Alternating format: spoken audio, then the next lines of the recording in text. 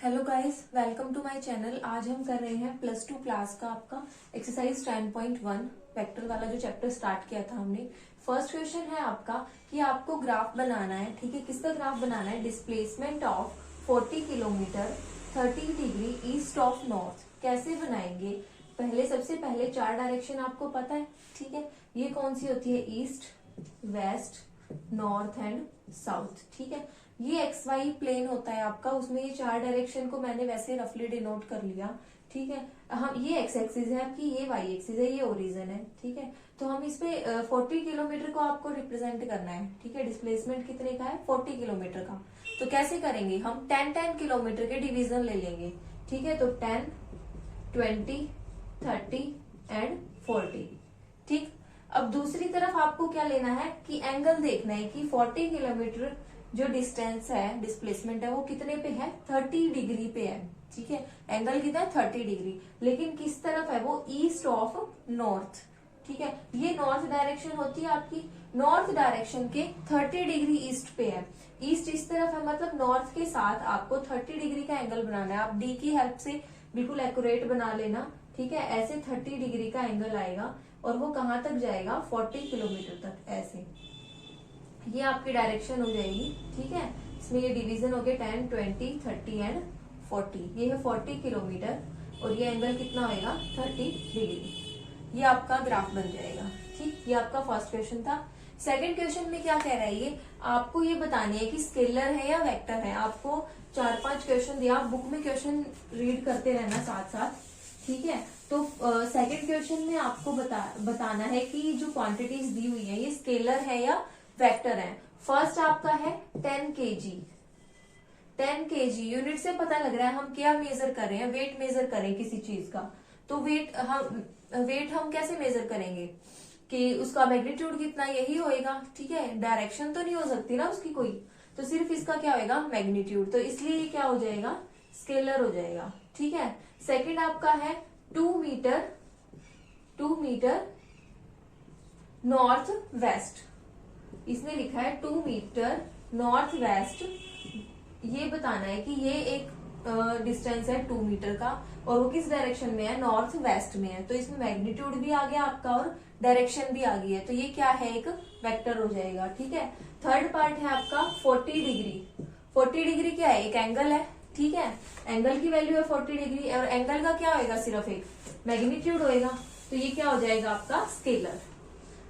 और फोर्थ है आपका 40 वाट। अब वाट किसकी यूनिट होती है? पावर की। ठीक है, पावर को किसमें मेजर करते हैं हम?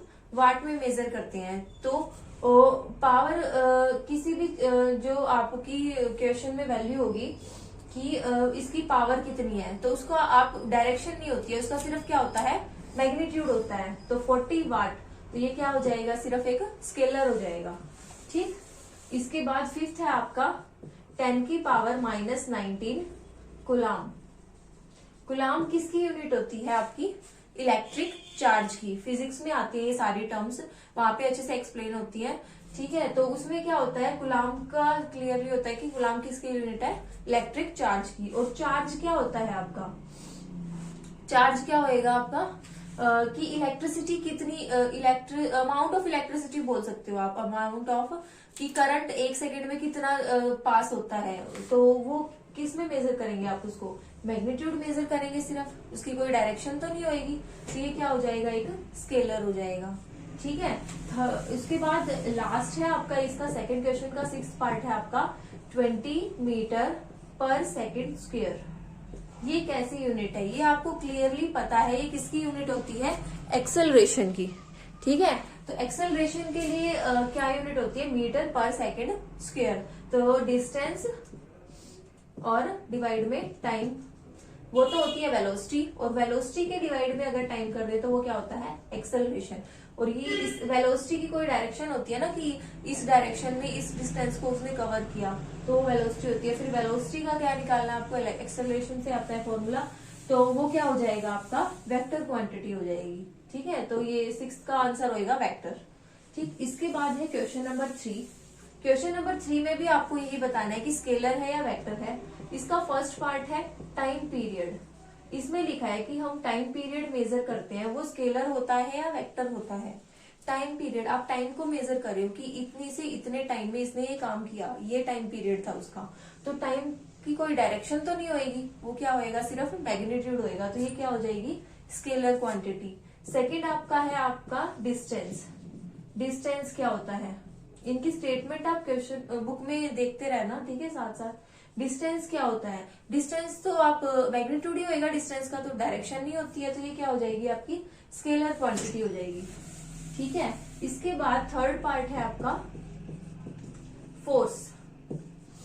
फोर्स क्या होएगी आपकी, फोर्स को आप कैसे डिफाइन करोगे, फोर्स क्या होता है, किसी चीज को आपको खिसकाना है, मतलब पुल करना है या पुश करना है, तो उसमें क्या लगेगा, फोर्स लगेगा, वो कुछ डिस्प्लेसमेंट होएगा उस चीज का, कि आपने उसको पुश किया तो उसने डिस्प्लेसमेंट किया, तो किसी डायरेक्शन में डिस्प्लेस होएगा वो, ठीक है, तो उसकी डायरेक्शन भी होएगी, आपने इतना फोर्स लगाया, वो उसका मैग्नीट्यूड है, और इस डायरेक्शन में फोर्स लगाया, ठीक है, वो उसकी डायरेक्शन हो जाएगी, तो ये क्या क्वांटिटी है, ये है वेक्टर क्वांटिटी, ठीक है।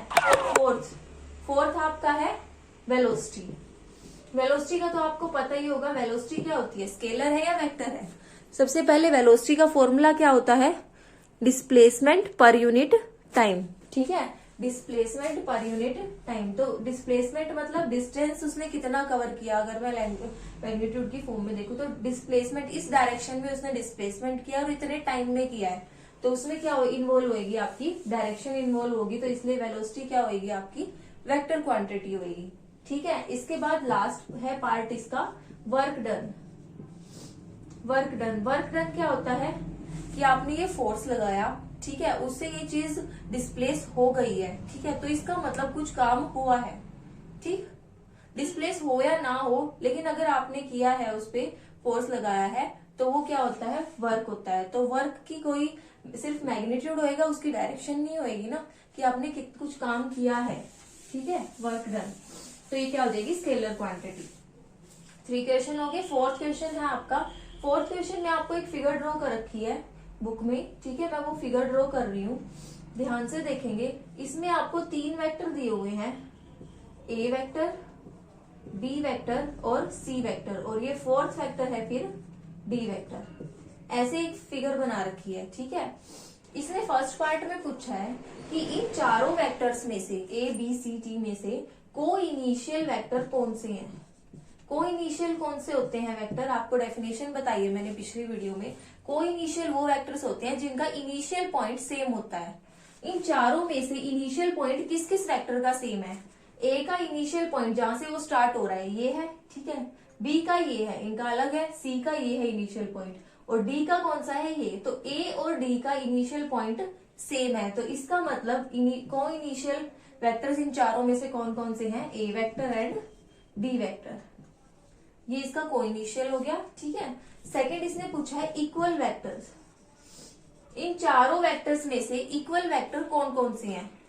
इक्वल कौन से होते हैं, जिसका मैग्नीट्यूड भी सेम होता है और डायरेक्शन भी सेम होती है, ठीक है। तो पहले हम डायरेक्शन ही चेक कर लेते हैं। डायरेक्शन के लिए देखो, ए की वेक्टर ये, ए वेक्टर की डायरेक्शन ये है, सी की ये है, ये इक्वल नहीं हो सकते, लेकिन यहाँ देखो डी की डायरेक्शन ये है और बी की डायरेक्शन ये है, ठीक है, तो इन दोनों को कंसीडर कर सकते हैं हम, और साफ आपको दिख रहा है कि इनका मैग्नीट्यूड भी इक्वल है। तो इक्वल वेक्टर कौन से हो जाएंगे, D vector and B vector, ये दोनों हो जाएंगे इक्वल वेक्टर, ठीक है। लास्ट है आपका कोलिनियर हो लेकिन इक्वल ना हो। थर्ड इसने पूछा है इन चारों में से वो वेक्टर बताओ जो कोलिनियर है और लेकिन इक्वल नहीं है, नॉट इक्वल। कोलिनियर क्या होते हैं, सबसे पहले ये पता होना चाहिए, पिछली वीडियो में मैंने अच्छे से एक्सप्लेन किया था। कोलिनियर क्या होते हैं, वो वेक्टर्स जो सेम लाइन के पैरेलल होते हैं, चाहे कितने भी वेक्टर्स हों, 1 2 3 4, सारे के सारे सेम लाइन के पैरेलल होंगे, तो वो कैसे होंगे, कोलिनियर वेक्टर। अब इसमें देखो, उसमें मैग्नीट्यूड और डायरेक्शन का कोई रोल नहीं होता, मैग्नीट्यूड इक्वल हो या ना हो या डायरेक्शन इक्वल हो या ना हो, हमें सिर्फ ये चेक करना है कि वो वेक्टर सेम लाइन के पैरेलल होने चाहिए। तो इसमें मैं देखती हूँ तो कौन कौन से वेक्टर हो जाएंगे, ए वेक्टर एंड सी वेक्टर, ये दोनों कैसे हो जाएंगे, कोलिनियर हो जाएंगे, ठीक है, लेकिन ये दोनों इक्वल नहीं है। आप ये बोल सकते हो कि डी और बी भी कोलिनियर होंगे, लेकिन ये इक्वल है, तो इसलिए हम इस ऑप्शन को नहीं लिख सकते इसमें, तो इसमें सिर्फ आंसर क्या आएगा, ए वेक्टर एंड सी वेक्टर।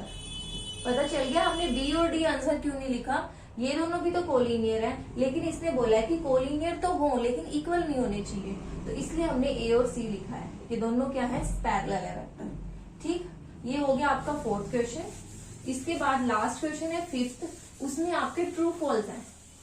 ठीक है, फर्स्ट ट्रू फॉल्स क्या कह रहा है, ये ए वेक्टर और माइनस ए वेक्टर जो है वो कोलिनियर होते हैं।